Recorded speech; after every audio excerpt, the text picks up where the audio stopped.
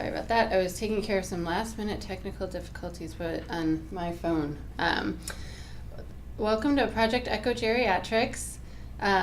We have a fantastic session for you today, including a great speaker, who I'll tell you about in a second, and then a case that is related to the topic today, which is dementia. Can you pull up the slides? Thank you. So our speaker today is Kristoffer Rhoads, who, if you've been on Echo for a while, he gave a talk on driving in dementia. It's probably been a couple years now. Yeah, it's been a while. But he is a neuropsychologist in the Memory and Brain Wellness Clinic here at Harborview Medical Center. Has been practicing as a neuropsychologist for some time and has lots of experience with dementia, both in the clinical setting and also in advocacy. He's involved on the state level in many committees that are trying to push forward improving the care and community resources for people with dementia. So Chris, thank you so much for joining us today. He's going to be talking about detecting cognitive decline in primary care, which is something that we all need to do, but don't necessarily know which tools to use. So Great. Thank you. Well, thank you again for the invitation and to be back. I wanted to give you maybe a little more in terms of resources than specific information. I also would like to move through this pretty quickly so we maybe have a chance to talk or ask some questions. So most of what I do is clinical work, and as part of that, I am the memory and brain half of the memory and brain primary care liaison team. So a lot of our work at the state level and here in clinic is how do we empower our primary care colleagues and other specialty colleagues to do the work in clinic and not necessarily have to send somebody to our clinic, which can take months and then a few more months to get neuropsych testing done. And we really want to enable and empower folks to do this where they live. And just as a very, very brief kind of overview, I'm sure you're all familiar with this and have seen this, but you know, the Lancet work that came out last summer, I think really highlights the importance of early detection. And you know, the idea that 35% of all dementias are preventable, right? So anywhere from 8% if we could improve early childhood education, to 9% if we address midlife hearing loss, to maybe upwards of 10 or 11% for controlling our vascular risk factors in late life. The newest figure that I have seen that has been impressive is the $7.9 trillion in savings for dementia healthcare if we were able to identify cognitive impairment early. So that the importance of early intervention is critical. You know, as you all know, we don't have any disease-modifying treatments or cures for things like Alzheimer's disease, but some of the most impressive emerging data is this kind of curve bending that occurs when we can intervene earlier. Not necessarily with cholinesterase inhibitors or memantine, but with some of the behavioral and lifestyle interventions. And the idea of still having Alzheimer's disease but not developing Alzheimer's dementia, I think, is an important one. But that takes detection. And I will be very, very clear that, you know, the state level work that we've done, the work with the Bree Collaborative, it is still the case that there is no good data for general population screening. So there's no recommendation that everybody should get screened after a certain age. The challenge comes up though when you have a patient or a family member or your own concerns, or an opportunity like the Medicare annual wellness visit where there's a mandate to do cognitive screening. And then the question is, what do you do? And so kind of here is your overview of the basic assessment of dementia and careful history, physical exam, cognitive assessment and functional status assessment are in there. And then these things that are broken out at the end here, the neuropsych eval, neuroimaging, those aren't for every patient in every situation. So not everybody needs neuropsych testing. The longer I do this, the fewer people I think actually need it. And then certainly nobody needs 8 hours worth of neuropsych testing. That's cruel and unusual and not value added, especially for our older adult population. And then, you know, of course, you have additional diagnostics as indicated as well. What we found with the provider survey, and thank you to anybody out there who engaged in the provider survey as part of the state plan work, was that primary care and specialty care providers want to do the right thing around detecting cognitive impairment. Very, very few of them have any institutional protocols or direct training in terms of what to do. And for those who actually do cognitive assessments, the vast majority do things like the mini-mental status examination, or have said that the problem is we don't have the time or the infrastructure or the workflow set up to be able to do this during a visit. And there's data in our state as well as across the country that would say about 47% of people with dementia have a diagnosis in their medical record. And for those of you who have covered for a colleague where one of their patients has dementia but there's no diagnosis in the chart and you need to field an issue, it's an index variable for how people do other things, including unexpected hospitalizations. So the push is to make sure we're accurately documenting these things and diagnosing them when they're present and shape care and how people do other healthcare issues. And again, I'm constantly amazed at the sheer number of things that primary care providers have to manage and screen and triage and assess and document and deal with. So having something that's robust and reliable and flexibly fits within different primary care settings is going to be critical. So what we have currently is a lot of providers who continue to use the mini-mental status examination. So from that cohort of about 300 primary care providers who responded to our survey, about 65% of them use the mini-mental. And for our primary care providers who were trained a while ago, it was the instrument that was available.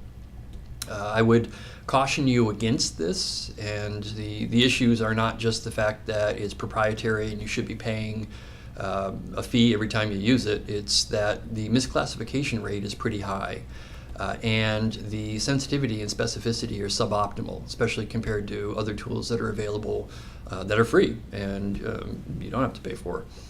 The other thing about the mini-mental is you can make it better. You can improve the sensitivity and specificity in dementia if you add in the clock drawing test or if you use some age and education adjusted norms.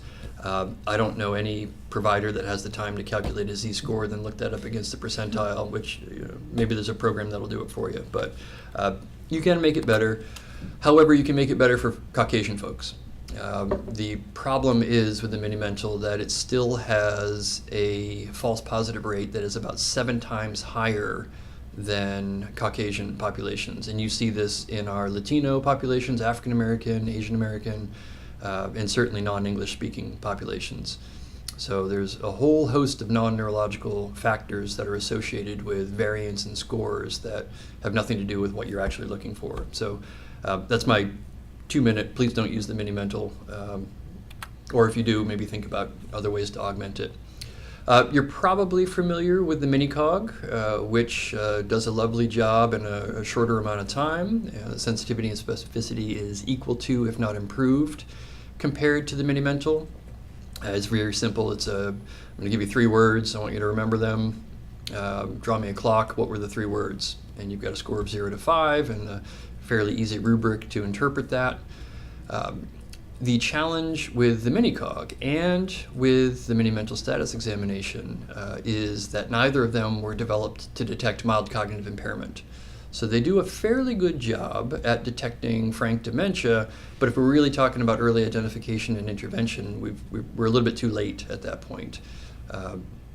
So the mini-cog, I think, has a place in terms of maybe being a first pass or something that you could easily build into a Medicare annual wellness visit, but it would need fleshing out, further follow-up, especially if it's normal but you still have suspicions.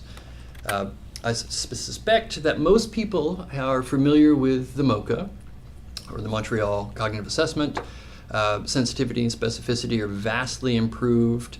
It remains the gold standard for cognitive screening in a number of conditions. So Parkinson's-related cognitive impairment, mild cognitive impairment due to vascular, Alzheimer's disease, So the complaint with it, though, if any of you do MOCAs on a regular basis, is it takes way too long, and it does not fit well within a busy primary care practice unless you have set up your workflow such that it's not necessarily a provider who's administering this. So I know there are a few organizations in the state that have an interesting setup where this is done by a medical assistant or a nurse. You lose some of that qualitative experience of being able to see how somebody performs on this and why something might be abnormal, whether they weren't paying attention or it's actually cognitive impairment that you're detecting.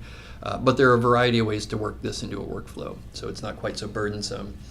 I would point you towards also the Cognitive Assessment Toolkit from the Alzheimer's Association, which has other things like the GP-COG, so the General Practitioner Assessment of Cognition, the 88, which is an informant, kind of a self-report survey, only 8 questions. So these aren't the only tools out there, but there are some that are better suited than others, depending on your population that you see, the way your clinic's set up, and how much time and support you have.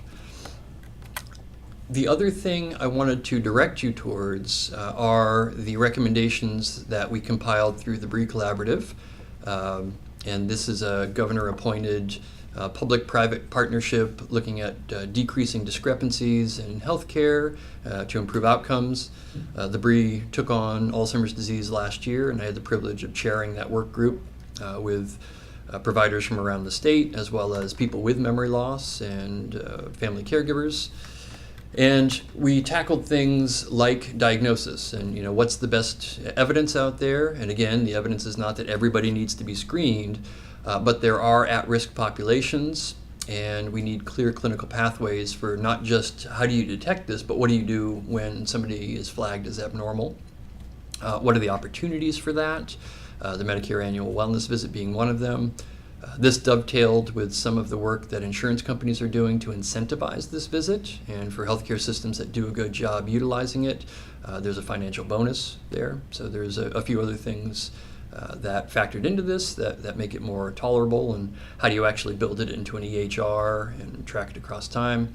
So I would encourage you to check out the full document. It's 45 pages, but maybe 4 or 5 pages are dedicated to diagnosis and screening and detection.